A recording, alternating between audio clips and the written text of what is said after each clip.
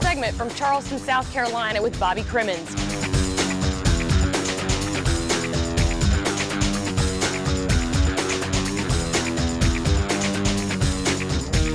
For CSS Sports, I'm Angela Mallen.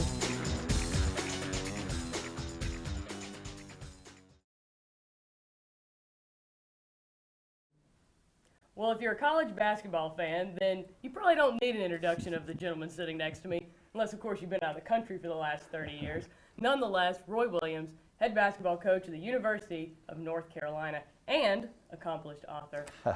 Coach, we'd like to talk to you today a little bit about your book and about the message of hope that just permeates throughout your life story. Well, you know, I think that somebody asked me when I finished it, said, well, what message were you trying to get across? And I said, well, I really didn't get that analytical. I just told my story, but it made me think about it. And I think the number one thing to me is that there is hope. I don't care how bad your situation is, there's hope. But the second thing is, and even more importantly to me, is that everyone that helps a youngster, young man, young girl, it makes no difference. Even if it's just something little, it really means a lot. And that throughout the whole book, I had so many people that helped me out all the way through. My coaches, my teachers, the parents of my buddies. I had so many people that helped me out. And I knew that it meant something to me then, but as I look back on it, it meant much more than I even thought. Well, hope is certainly the message we're trying to spread here today, and hope that somebody else will take something from it. I'd like to start with this. So often you recruit kids into college basketball who don't always come from the most privileged of surroundings. In your book, you talk about your early life and the struggles that you faced. Do you feel like that gives you a really special connection with these players? Sometimes I tell a lot of kids, hey, I had it tougher than you do. Don't give me this garbage about how bad your situation is, because I've been there and I know those things. But also it shows to me that you can be all right. I'm not, you know, I'd probably drive the psychologist crazy, because I don't believe just because somebody did something to me when I was 7 that makes me do something bad when I'm 30. I think everybody makes their own choices. But I do believe that you know, it really is a situation that I go in a lot of places, and I know the struggles they're going through. As I say, I've been there, and hopefully I'll have a little empathy towards them as well. Would you talk a little bit about your commitment to the game of basketball? For example, when you would go into the high school gym, shoot hoops with nothing but the exit lights to see by. Well, I don't know if it was dedication or just I was afraid I'd get caught if I turned the lights on. But it was something that it was an escape place for me. It was a place I could go, and I didn't worry about my family problems. I didn't worry about anything. It was just me and the ball and the goal. And that sounds corny, and I understand that. But Roy Williams is pretty corny itself. But it was a great place for me to hide. It was a great place for me to escape, and it was a great place for me to do something I loved. Well, if you haven't figured it out yet, women love corny, Coach. I hope so. One has for 36 years anyway.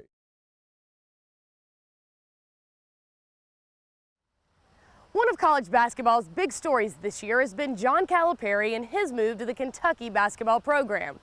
After the Wildcats' run to a #1 national ranking, they lost at South Carolina. And that's where we had a chance to catch up with Coach Cal to talk about how to get his team to regain their focus. Let's practice as though we're on a 2-game losing streak.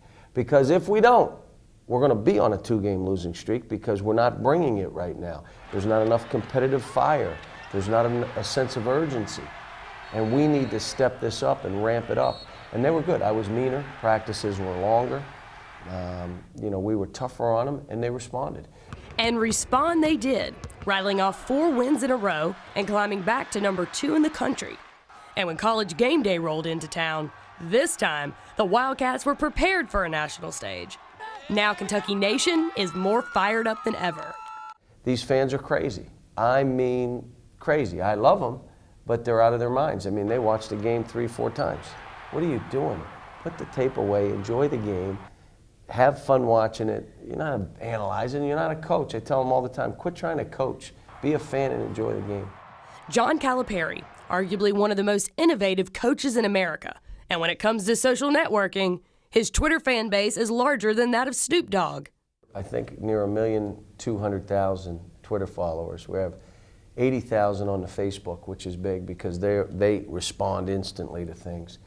The website, CoachCal.com, has 80 different countries have hit it. And You know, it's been very popular, and again, it's the avenue to our program. As we come down the home stretch, Kentucky looks to stake claim on yet another SEC championship.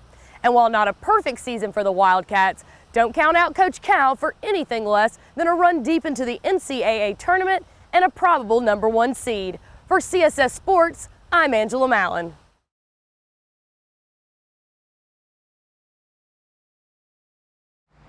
We're on the College of Charleston campus for our final segment with Bobby Cremins, head basketball coach at the College of Charleston. We've talked ACC hoops, SEC hoops, and now we'll wrap it up in the Southern Conference, a league Cremins says gave him back his purpose in life. You know, people need to understand that we are a very good conference, and there's no better proof of that than what Davidson did 2 years ago. The league is going to miss Stephon Curry. Coach, you've been at this a long time. Well, Angelo, you know, I've been on this journey. You know, I was out of coaching for 6 years, and I thought I'd never coach again. And I lived in Hilton Head. I had a pretty good life. This guy named Murphy and I walked a lot on the beach together. If I say beach, he gets excited. You want to go to the beach? Yep, I bet you do. But, you know, I had lost purpose not coaching. And now I have regained my purpose. And I am so excited about that. No matter what happened, it's been great. I was nervous when I came back, but it's been great. When you heard of the Pitino and then the Calipari scandal, what did you feel like that did for college basketball? Pitino thing could happen to anybody, anybody. And, you know, it's just one of those moments you regret. And hopefully it was a one-moment thing. And, you know, I don't care who you are. Don't tell me you cannot be vulnerable to that. You know, my midlife crisis when I left Georgia Tech and went back to South Carolina, that was the toughest time of my life. And I made a bad decision. I got caught in a trap. One psychologist told me I was having an affair with my alma mater. And he's probably right. John's situation, you know, from everything I know, John had nothing to do with, you know, kids taking SATs. When kids take SATs, the college coach should have nothing to do with it. Does it happen from time to time? Do young kids cheat on SATs, maybe have somebody take it for them or cheat? Sure, I'm sure it happens. Now, if a coach has something to do with that, that coach should be fired immediately.